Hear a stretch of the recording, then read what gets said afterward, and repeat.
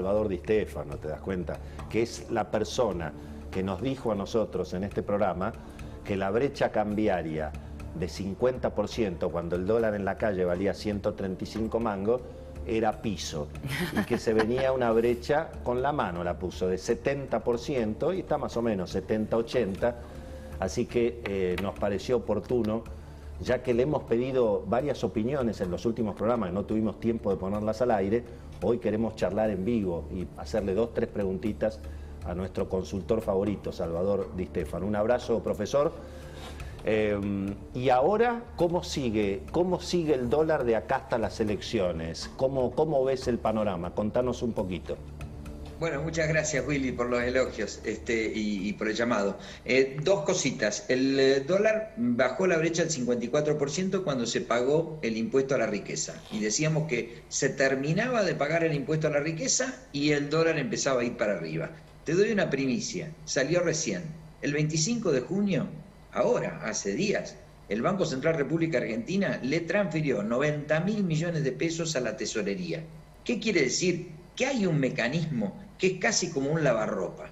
Está el Banco Central República Argentina que emite pesos. ¿Y a quién se los da? A la tesorería. Como la tesorería, que son las cuentas públicas, ingresos menos ingresos del Estado, no tiene ningún financiamiento importante del exterior y muy poco internamente, utiliza ese dinero para cubrir su déficit y paga en el mercado.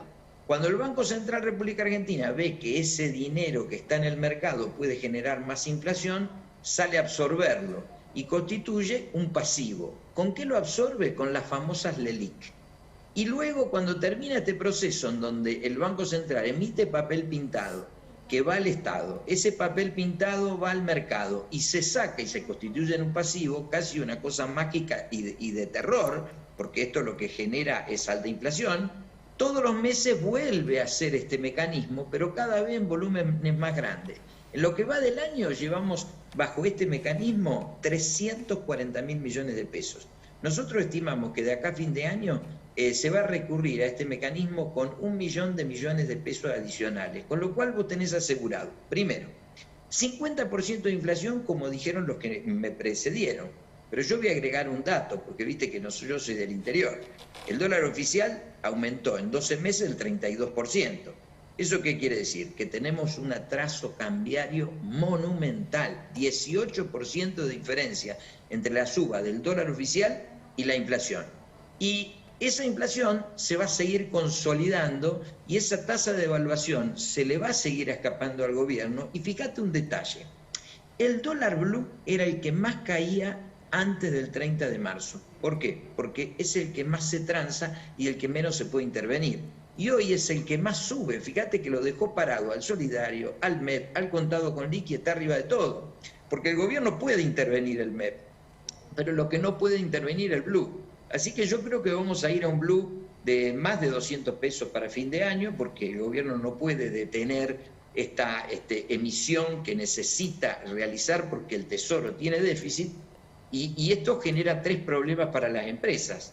En primer lugar, una inflación del 50% hace que tu empresa sea inmanejable, no sabes ni lo que ganas ni lo que perdés. El segundo gran tema, que es el tema que hablan en todas las mesas empresarias, es que los balances no se ajustan por la inflación. Entonces vos lo que estás pagando, te están expropiando 35% de la inflación, porque vos tenés bienes a costo histórico y vendés a valor presente. Y por último, esta broma de los tipos de cambios múltiples realmente te generan un desconcierto en los costos y una incertidumbre en el mercado cambiario monumental. Espectacular. En un minuto te pido, porque sé que sos un conocedor del tema, que nos digas cuál es tu pronóstico sobre el tema del precio de la carne, no en el mediano plazo, sino, digamos, si todas estas medidas que se han tomado le pueden dar una ayuda electoral al gobierno con el asado, digamos, de aquí a las elecciones, o ni eso. Mirá, ¿Cómo lo ves? Mirá, yo creo que el tema de la carne va a subir más, porque el problema de la carne es la falta de inversión en la cría, en la generación de terneros. Pero nosotros, eso no es a la larga, digamos. No, eso es ahora, porque vos ahora tenés que vender ternero para engordar y poner en el mercado, justamente. Digamos, nos lleva 4 a 5 meses poner el ternero en el mercado, así que lo que vos estás diciendo es correctísimo. En 5 meses Nosotros estamos viendo muy poco encierre a corral y de terneros, que es el mecanismo por el cual se termina engordando un ternero y llega a la carnicería. Con lo cual, yo te digo, esto no lo paran, porque el grave problema que tiene el gobierno en la ganadería y en toda la economía es que ellos creen que están frente a un problema de demanda. ¿Y sabes qué? Están ante un problema de oferta. Y están en un problema de oferta porque nadie quiere invertir en este país. Y yo te escuché muy atentamente a vos y te voy a dejar un dato preocupante para irme.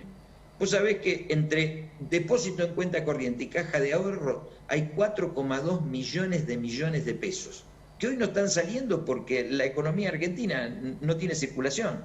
La pregunta es, ¿qué va a pasar con ese dinero que está estacionado sin generar ningún interés cuando la economía se ponga en funcionamiento y tenga que salir a la calle? La inflación que vas a tener va a ser muy alta y cuidado, que el salto del tipo de cambio lo podés tener antes de las PASO. Bueno, ahí está, Salvador Di Stefano, te mandamos un abrazo, gracias, gracias como siempre, muy, muy interesante. Bueno.